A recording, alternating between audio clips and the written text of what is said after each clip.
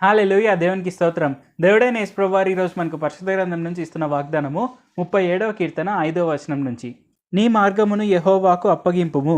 నీవు ఆయనను నమ్ముకొనుము. ఆయన నీ కార్యం నెరవేర్చును. ఆయన వెలుగును వలె నీ నీతిని, మధ్యాహ్నం వలె నీ నిర్దోషత్వమును వెల్లడిపరచును.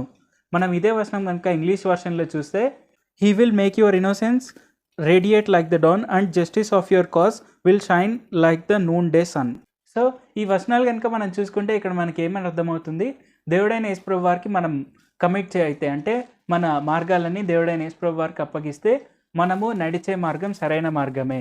సో ఇలాగ మనం చేసినప్పుడు కొంతమంది ఏం చెప్తూ ఉండవచ్చు, నువ్వు నిజంగా అసలు నీ నమ్మకం అంతా దేవుడైన యేసు ప్రభు వారి పైన ఉంచుకున్నావా? ఒకవేళ నీ క్రిటికల్ సిచ్యువేషన్ వస్తే ఏం చేస్తావు? అప్పుడు నీ దగ్గర ఉండే డబ్బులు కానీ, లేదంటే నీ దగ్గర ఉండే మనుషులే సహాయపడతారు, దేవుడంతా వచ్చి ఏం చేసేదేమి ఉండదు, నువ్వు పిచ్చోడ్లాగా లేదంటే అమాయకుడిలాగా దేవుడైన యేసు ప్రభు వారి పైన నమ్మకాన్ని అంతా వేసుకొని ఉన్నావా అని అనేవాళ్ళు చాలామందే ఉండొచ్చు. కానీ మీరు గుర్తుపెట్టుకోవాల్సింది ఏంటంటే, మన ఇన్నోసెన్స్నే దేవుడైన యేసు ప్రభు వారు వెలుగుని వల్లే వాడుకోబోతున్నారు అని చెప్తున్నారు ఈ వచనంలో. అంటే మన ఇన్నోసెన్స్ ఏదైతే ఉంటుందో, మన అమాయకత్వం ఏదైతే ఉంటుందో అదే దేవుడైన యేసు ప్రభు వారికి కావాల్సింది. సో అది మనం గుర్తుపెట్టుకొని మనం నిజంగా నమ్ముతున్న దేవుడైన యేసు ప్రభు వారే మనల్ని రక్షిస్తారు. సో మనల్ని ఎగతాళి చేసే వాళ్ళ గురించి మనం బాధపడకూడదు. మనము నిజంగా దేవుడైన యేసు ప్రభు వారి మార్గంలో నడుస్తున్నామా లేదా అనేది మనం ఆలోచించాలి. మనం ఆయన మార్గంలో నడుస్తున్నప్పుడు మనల్ని అలాగే ఎగతాళి చేసే వాళ్ళే రేపు మన వెనకాలే నడుస్తారు పరలోకానికి. సో ఇది మనం గుర్తుపెట్టుకోవాలి. మనము ఎప్పుడు దేని గురించి భయపడకూడదు. మనం కేవలం దైవభక్తి కలిగి ఉండాలి, దేవుని పైన భయం కలిగి ఉండాలి.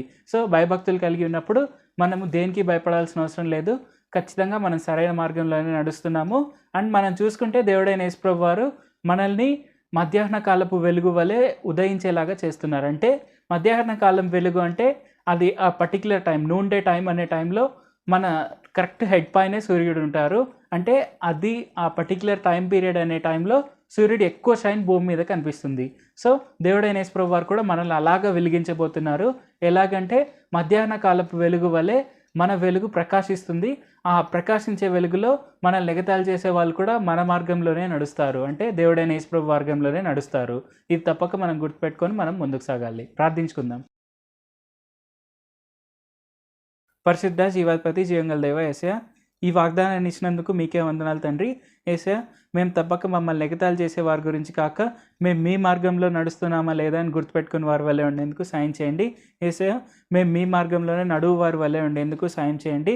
తప్పక మీ సువార్తను అనేకులకు తెలియపరచు వారి వల్లే ఉండేందుకు సాయం చేయండి. మేము అలాగా అమాయకులుగా ఉన్నప్పటికీ మీరు మా అమాయకత్వాన్నే వెలిగిస్తారు. అలాగే మీరు మమ్మల్ని మధ్యాహ్న కాలపు వెలుగు వల్లే ప్రజ్వలించేలాగా చేస్తారని తెలియపరిచినందుకు వందనాలు తండ్రి. ఇది మేము తప్పక గుర్తుపెట్టుకొని మీ సువార్తను అనేకులకు తెలియపరచు వారి వల్లే ఉండేందుకు సాయం చేయండి. నజరేయుడైన యేసు నామములో ప్రార్థిస్తున్నాం తండ్రి. ఆమేన్. Thank you Jesus. దేవుడు మిమ్మల్ని ఆశీర్వదించును గాక.